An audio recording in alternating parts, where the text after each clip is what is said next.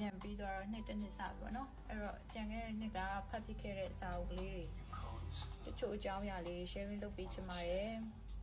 အမှောက်စိတ်ပညာဆရာသိမ့်ပိုင်ဆိုရေးတာပေါ့နော် that psychology ဒီစာအုပ်ကိုဘယ်လိုပြောရမလဲဆိုရင်ဒီစာအုပ်ကလူတယောက်နဲ့တယောက်မှာ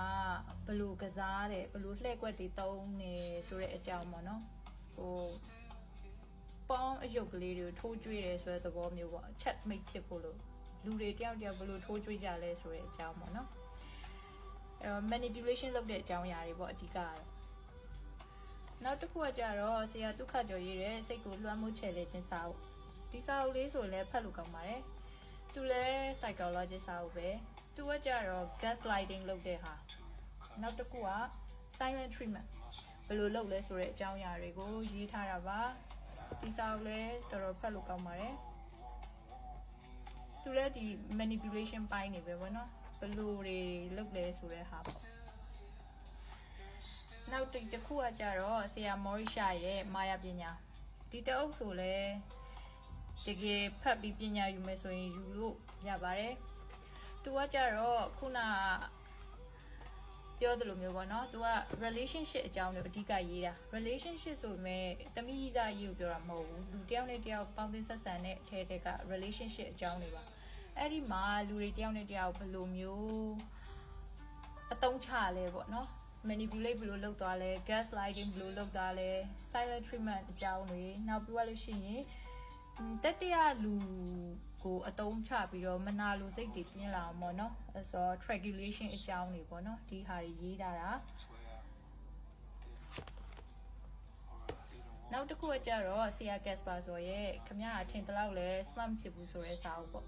ဒီစာအုပ်ကကြတော့ perception တစ်မျိုးကိုယ့်ရဲ့အတွေ့ကိုယ့်ရဲ့ခံယူချက်ကိုယ့်ရဲ့အယူအဆတွေအရန်မှန်တယ်အရန်ဟုတ်လာပြီလို့ထင်တဲ့လူတွေကဒီစာအုပ်ကိုဖတ်လို့ရှိရင်ဟာဟုတ်တာပဲသူရေးထားတာမိုက်တယ်ပေါ့နော်နောက်ထပ်ရှုထောင့်တစ်ခုကနေမြင်ရတယ်အဲ့ဆိုကိုဘယ်လိုပြောမလဲ ego တွေပျောက်သွားတယ်ပေါ့နော်အဲ့ဆိုဒီစာအုပ်လေးလည်းတော်တော်ဖတ်လို့ကောင်းပါတယ်ဒါတွေဆိုရင်communication လုပ်လို့ပိုကောင်းလာတယ်ပြီးွားလို့ရှိရင် ego တွေညော့လာတယ်ပြီးရင်ဘာဖြစ်မလဲဆိုရင်ဒီဟာ teaching mind သမားတွေဖတ်လို့ကောင်းတဲ့စာအုပ်ပြီး motivation ရပါတယ်စာအုပ်လေးကောင်းအဲဆိုတော့အခုဖတ်ဖြစ်ခဲ့တဲ့စာအုပ်တွေထဲမှာဆိုရင်ဒီဟာတွေကိုကြိုက်တယ်ပေါ့နော်အခုလောလောဆယ်တော့ဒီဟာကိုဖတ်နေ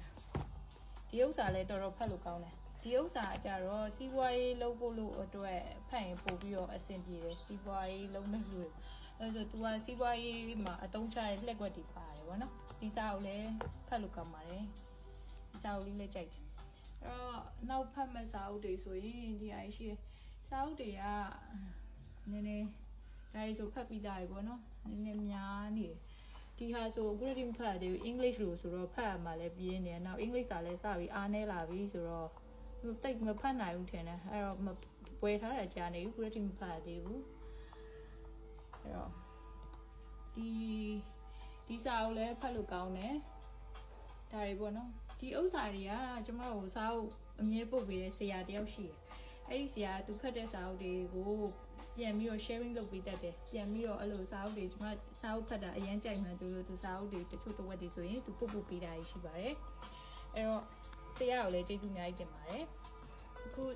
ဒါတွေဆိုရင်ကျမဖတ်ပြီးရဒီစာအုပ်လေးဒီ psychology စာအုပ်တွေကပို့ပြီးတော့ဖတ်လို့ကောင်းတယ်ပို့ပြီးပညာရတယ်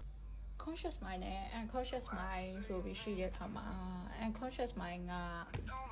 85% လောက်လုံးတယ်ပေါ့နော်တချို့လူတွေကစကလုံးလှလှလေးတွေတုံးပြီးတော့အပြောတွေနဲ့ပဲလုံးကြတယ်နော်သူ့ရဲ့ action သူပါလုံးလိုက်လဲဆိုတာကိုကမြင်ဖတ်တယ်လို့ရှိရင်တော်တော်ခီးရောက်နေပါပြီအရင်ခေတ်ကဆိုရင်တော့လူတွေရဲ့အတွေ့အကြုံ experience တွေကနေပြီးတော့မှရတာပေါ့နော်ဒီဘက်ခေတ်ရောက်တော့နည်းနည်းခေတ်ကတိုးတက်လာပြီဆိုတဲ့ခါကျဘာသာပြန်စာအုပ်တွေလည်းပေါ်လာတယ်ဒီလိုစာအုပ်တွေရှိလာတဲ့ခါကျတော့ဒါတွေဖတ်ပြီးဒီစာအုပ်တွေကနေပြီးတော့ပညာယူလို့ရတာပေါ့နော်အဲဆိုတော့စာရီဖတ်ရင်းနဲ့ကိုကစုပ်ယူတတ်တယ် absorb လုပ်နိုင်တယ် observation လုပ်နိုင်တယ်ဆိုလို့ရှိရင်ကိုယ့်အတွက်ကအများကြီးတိုးတက်စရာလမ်းတွေအများကြီးရှိပါတယ်ကျေးဇူးတင်ပါတယ်